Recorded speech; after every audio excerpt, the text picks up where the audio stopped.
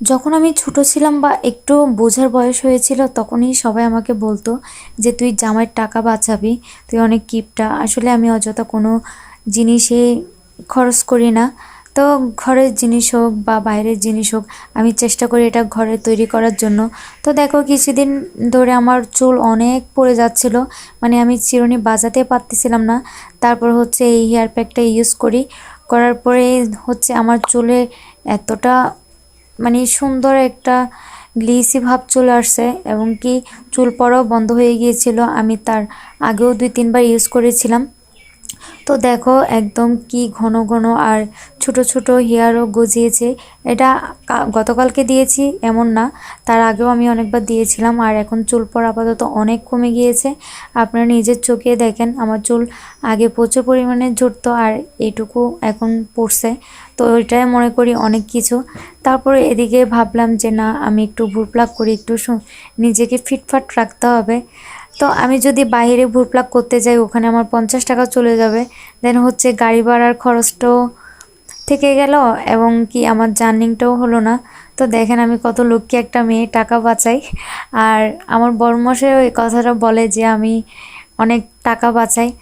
আমার বেশি কাপড় চোপড় থাকলেও ভালো লাগে না, আবার বেশি জামা প্যান্ট থাকলেও ভালো লাগে না, কসমেটিক বেশি থাকলেও ভালো লাগে না।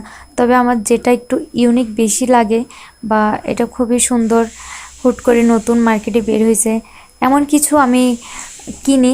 অযথা কোনো জিনিসই আমি কিনি না। একটা মেয়ে হলে মেয়ের যতগুলো কাপড় চোপড় থাকে এবং কসমেটিকের জিনিস, মেকআপের জিনিস থাকে, আমার ধরতে গেলে তাদের 100% থেকে 1%, 2%-এর মতো আছে, আর 8%-ই নেই।